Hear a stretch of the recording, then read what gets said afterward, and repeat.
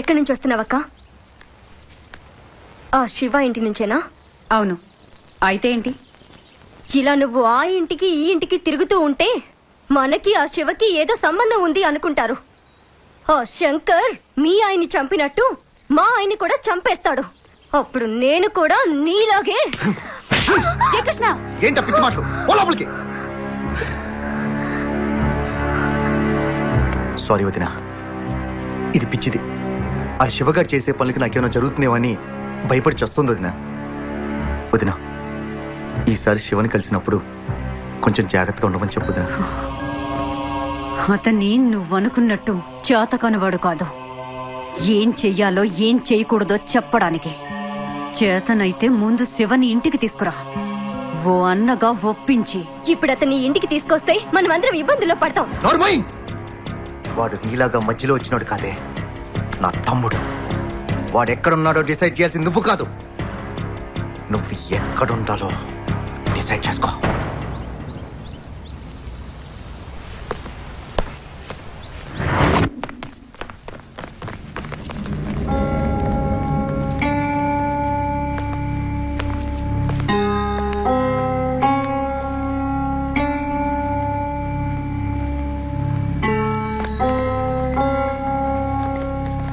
ఆ రోజు నువ్వు ఎందుకలా మాట్లాడేవో అర్థం చేసుకోగలను. అవన్నీ మర్చిపోదాం. కానీ ప్రజెంట్ సిచ్యువేషన్లో నువ్వు ఇక్కడ ఒంటరిగా ఉండకూడదు.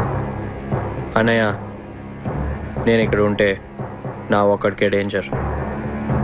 నేను అక్కడికి వస్తే మీ అందరికీ డేంజర్. అది నాకు ఇష్టం లేదు. డేంజర్ మన ఫ్యామిలీ కొత్త ఏం కాదురా.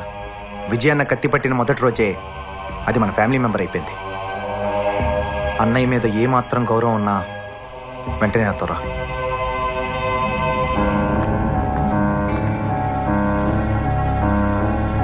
అన్నయ్యని చంపినవని చంపాలని నాకు మాత్రం లేదా? వాళ్ళు నిన్నేమన్నా చేస్తారేమో నేను వెనక్కి తగ్గానే తప్ప భయపడి కాదు. అన్నయ్య ఏ గొడవలకైతే నేను దూరంగా ఉంచాలనుకున్నాడో నువ్వు వాటికే సిద్ధపడ్డాక, శివ నువ్వు ఏం చేయాలనుకుంటే చెయ్యి. నీ వెనక మేము అందరం ఉన్నాం. చచ్చినా బతికినా కలిసే చేద్దాం.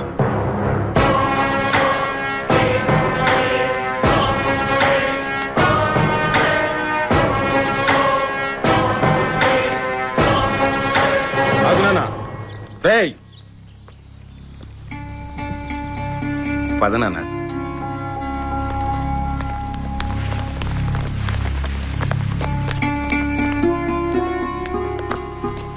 తీసుకొచ్చాను వదినా. ఏం చెయ్యాలన్నా ఇక్కడే ఉండి చేయి శివ. సరే వదినా.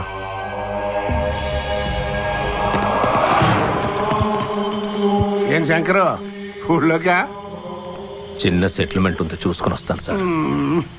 ఎట్లా చెప్తా, కొన్నాళ్ళు ఈ సెటిల్మెంట్లో పోయి ఆపయ్యా బాబు. మీరు అక్కడ ఆగండా. ఆ ఆది విష్ణు గడికి తిక్క రేగిందనుకో, మంచి సెంటర్ చూసి నిన్ను ఎన్కౌంటర్ చేసేస్తాడు అన్నట్టు అసలు విషయం చెప్పడం మర్చిపోయా. ఎల్లుండి మంత్రి గారు పార్టీ మీటింగ్ అని మన బెదవాడు వస్తున్నాడు. నువ్వు మన అనుకున్న వాళ్ళందరినీ పోగు చేసి పెద్ద ఊరేగింపుగా ఆ మీటింగ్ వచ్చావనుకో, మంత్రి గారు షేక్ అయిపోతాడు. ఆ దెబ్బతో నేను హైదరాబాద్ వెళ్ళి పార్టీ ఆఫీసులో నీ గురించి పెద్ద మేపేస్తా.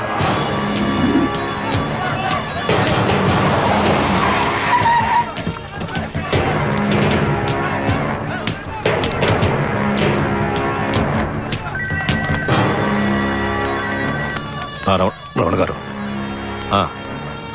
వెళ్తున్నా. శివ జాగ్రత్త, మిస్ అవ్వకూడదు.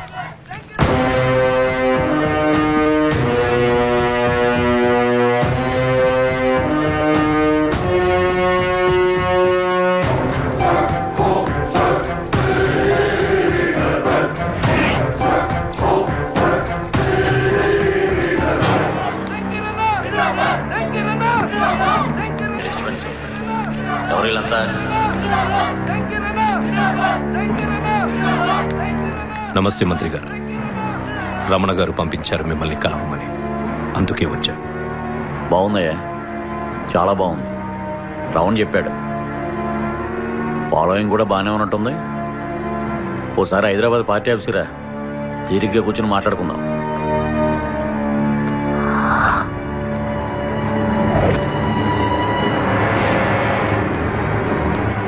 నేను మీటింగ్లో ఉన్నాను, నువ్వు బయలుదేరితే మేము మాట్లాడుకుంటాం. ప్లీజ్.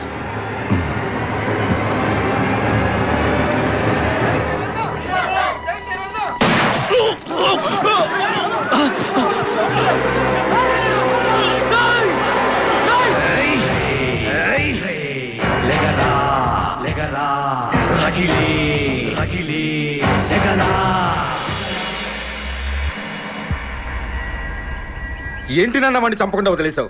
అదే డైరెక్ట్ గా గుండెల్లో కాల్చుంటే ఈ పాటికి చచ్చి చరిత్రలో కలిసి ఉండేవాడు నా కొడుకు. మంచి ఛాన్స్ మిస్ చేశావు నాన్న. కావాలని నేనే మిస్ఫైర్ చేశా.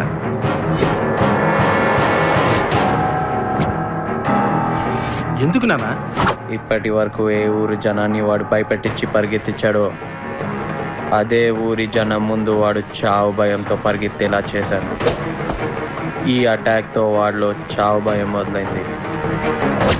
ఈ ఊర్లో వాడి రక్తం కళ్ళ చూసేవాడు ఉన్నాడని ఈ పాటికి వాడికి అర్థమై ఉంటుంది. ఈ బెజవాడలో వాడంటే పడని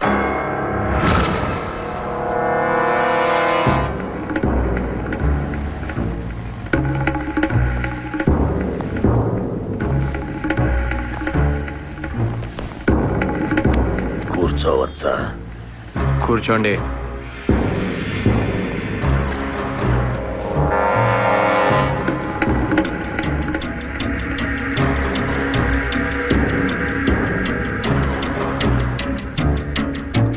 నా పేరు సాగర్ రాజు, ఇండస్ట్రియలిస్ట్ని. నిన్ను కలవాలనొచ్చాను బాబు. నాతో నీకేం పని? నీతో నేను ఒంటరిగా మాట్లాడాలి బాబు. ఒంటరిగానే ఉన్నా, మాట్లాడు.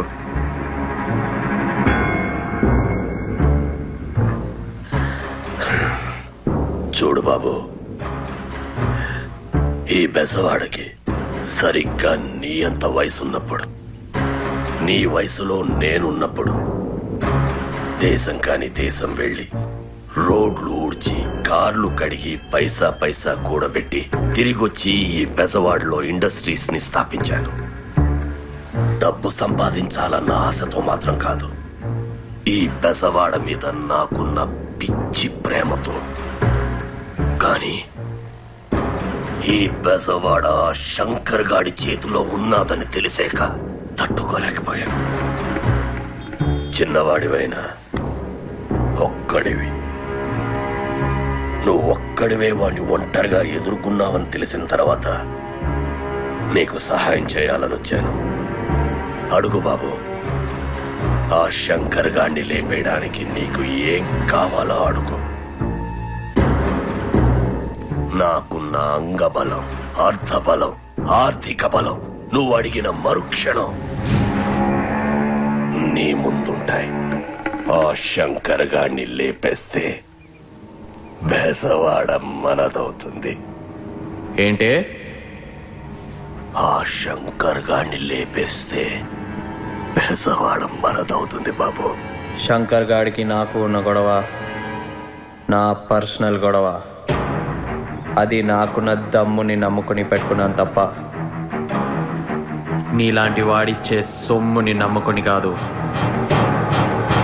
ఒక సింహం ఒక చిరుత పులిని వేటాడేటప్పుడు వాటి మధ్యలో అనవసరంగా నీలాంటి కుందేలు దూరితే విసిరే పంజ దెబ్బకి వెళ్ళిపోతే.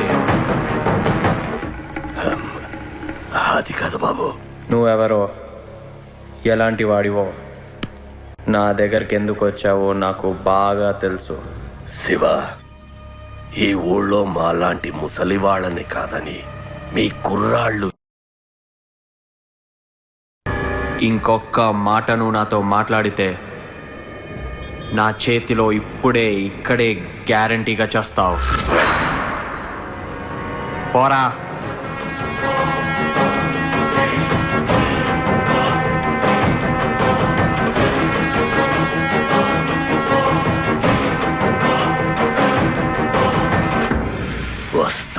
బాబు.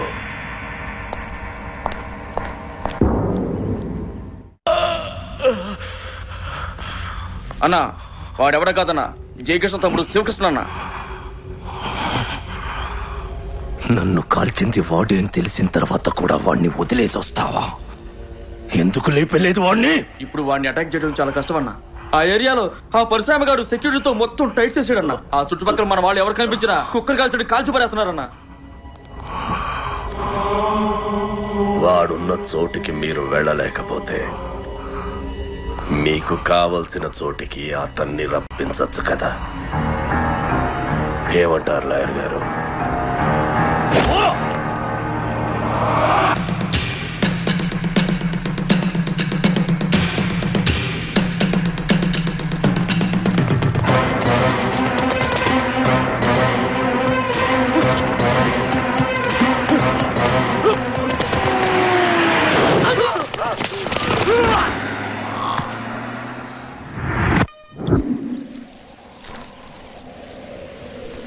గీత,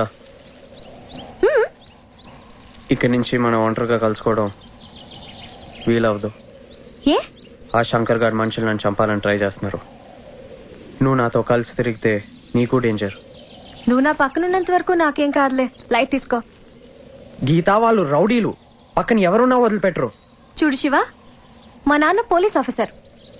నాన్న ట్రాన్స్ఫర్ అయిన ప్రతి ఊర్లో చాలా మంది పెద్ద పెద్ద రౌడీల్ని, క్రిమినల్స్ ని చూస్తూ పెరిగాను. అలాంటి వాళ్ళ స్టోరీస్ ని చెప్పి నన్ను భయపెట్టాలని చూడకు. నేనా టైప్ కాదు. అవును, నెక్స్ట్ సిటీలో ఎవరికి స్పాట్ పెట్టావు? స్పాటా? నీకెందుకు? చేసుకోబోయేవాడి హీరోయిజం వచ్చి చూడాలిగా. ఏ చెప్తే అర్థం కాదా నీకు? హలో, ఏంటి? ఏ రాజేష్కి యాక్సిడెంట్ జరిగిందంట, పద.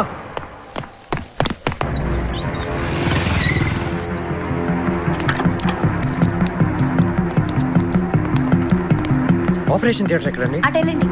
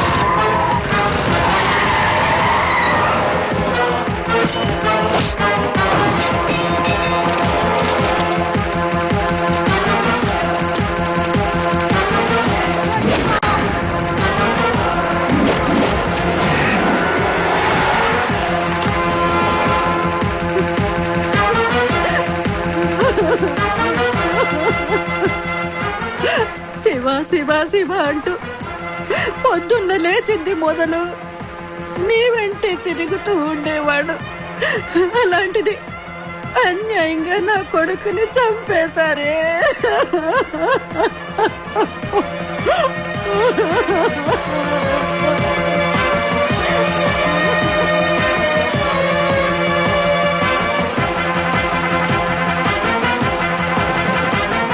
పరశురాం, ఇప్పటి వరకు మనం వాడితో ఆడిన ఆట చాలు.